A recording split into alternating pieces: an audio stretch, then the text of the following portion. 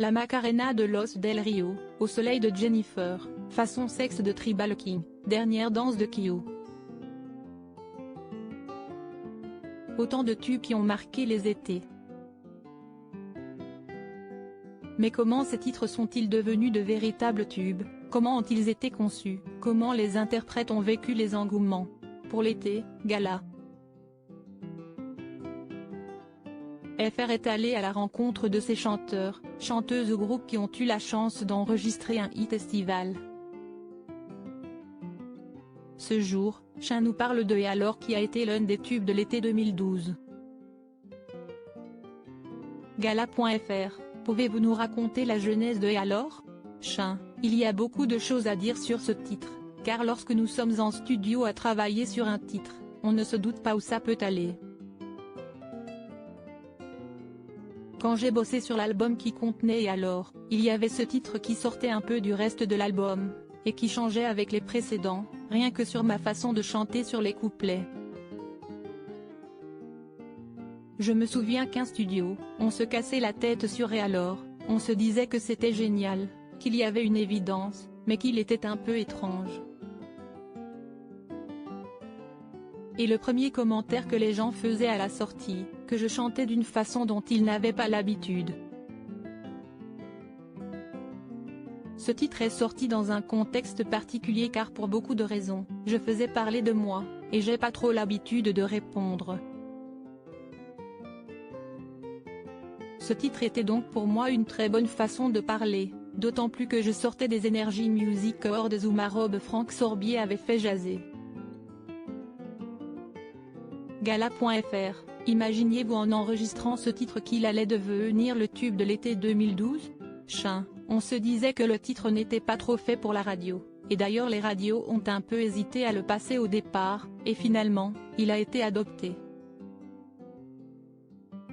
Les gens me disaient un an après, votre titre m'a cassé la tête l'été dernier car il passait tous les jours. Si est-il drôle, d'autant plus que maintenant, quand quelqu'un dit Et alors? Tout le monde veut répondre qu'ouest ce que ça te fait? Rire, Gala.fr, si est-il libérateur de chanter ses réponses aux critiques? Chin, Et alors est une ode à la liberté, à être qui on est, donc oui, si est-il libérateur de chanter ce qu'on a dans le ventre, que ce soit bon ou mauvais. Et le bon accueil du titre a été une belle récompense. Gala.fr, aujourd'hui, ce titre est aussi un hymne aux droits LGBT. Chin, si est-il vrai et si est-il une belle fierté. Pour moi, c'était un regroupement plus général, laissez-nous être qui l'on veut sans peur, sans crainte, qu'on ne perde pas de temps à faire semblant. Gala.fr, à l'époque le titre On se fout de nous avait succédé à Et alors. Comment choisit-on le single parfait après un tel hit? Chin, je ne me souviens pas avoir été traumatisé par ce choix.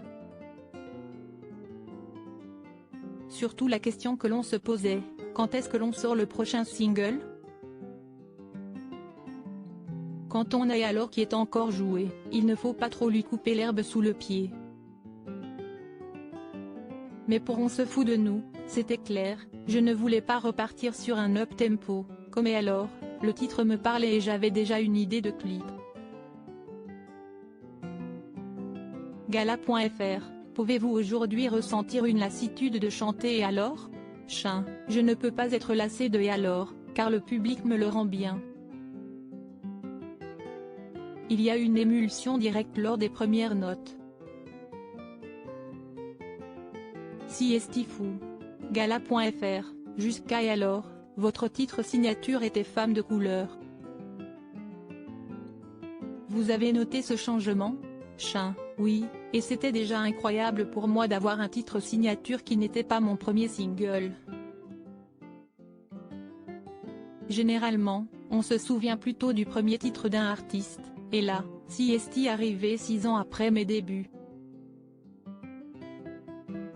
Et puis Femme de couleur, j'étais un bébé, j'étais moins affirmé, et en grandissant et en prenant de la confiance, j'ai osé.